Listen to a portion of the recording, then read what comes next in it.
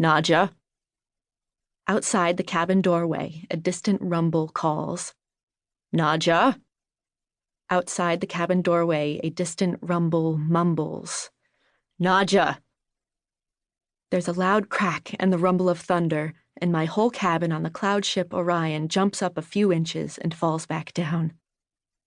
I snag my journal and pen before they can slide off my desk and look out the window again, where the yellow gold light of afternoon is fading into gray, stormy shadows. Darn it, I mutter.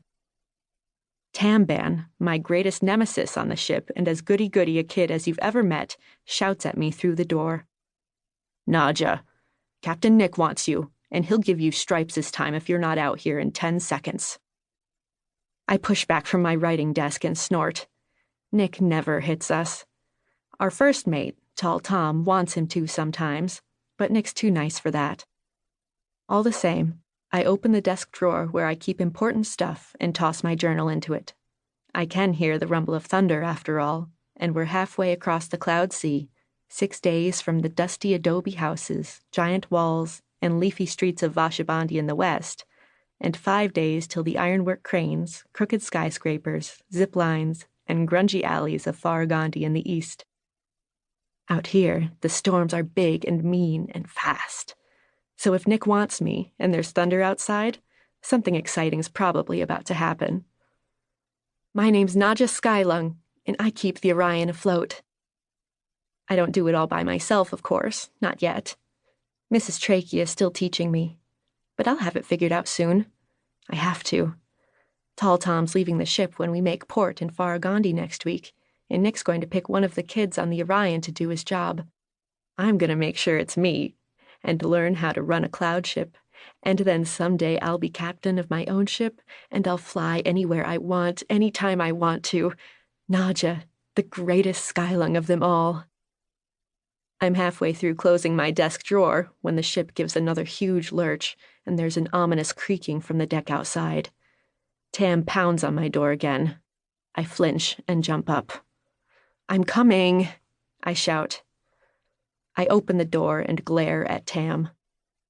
A mop of iron-black hair sits on his head like a grumpy octopus, and he's got on the same black overalls and white shirt he always wears.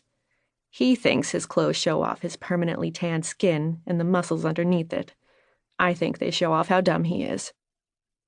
Tam's 6 months younger than me, but he's also 6 inches taller, 6 ways wiser, and 6 times as quick. Or so he tells me anyway. He's a stick in the mud about rules and safety and doesn't trust anything he can't take apart with a screwdriver. I know the world's not as scary as he thinks, and that rules were made for reasons, and the reasons matter more than the rules. We butt heads over it all the time. Everybody thinks Nic'll pick him or me as first mate when Tom leaves the ship, but I know it'll be me. Above Tam, the big dark egg of the cloud balloon where I do most of my work twists and creaks at the end of long cables secured to the deck. The storm's not far off now, and it's getting closer. The wind's picking up. Get your safety belt on, Tam says. Nic wanted you 10 minutes ago. What are you doing in there? I roll my eyes. It didn't look like the storm was that close. I was just going to finish my page. None of your business, I say. I like to journal because it reminds me of my mom. I've got a page from one of her old diaries tucked away in my desk, and I try to write like she did. Tam snorts, but right then a huge gust of wind hits the Orion. The whole ship rises up by a couple of feet and slams back down. My stomach jumps into my throat. I just about float off the deck. Behind me, I hear the thunk of something heavy falling out of my desk. The wind pushes down on the aft of the Orion and up on its bow, so the deck slants and I have to brace myself to keep from slipping aftward toward Nic's cabin and the stairway at the other end of the ship. A black and silver flash rolls by my feet through the open door, and my heart tries to swan dive out of my chest. I don't remember much about my parents, see? That's why my last name's Skylung, after the way I can breathe the special air in cloud balloons, instead of after their last name. Mrs. T and Nic found me in a crashed ship in the desert outside Vashabandi when I was 3.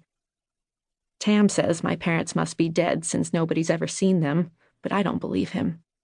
I remember my dad standing at the wheel of a cloud ship in a sandstorm, shouting directions to the crew. I remember my mom letting me run my fingers over fancy etching on a silver safe and telling me how special it was.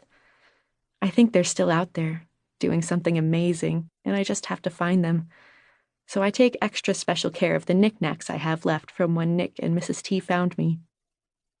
The most important of all those things is a round, tarnished silver doorknob that I remember my mom pressing into my hands and telling me to keep safe. The same one that just rolled past my feet and is heading for the deck rails, the open sky, and the ocean below.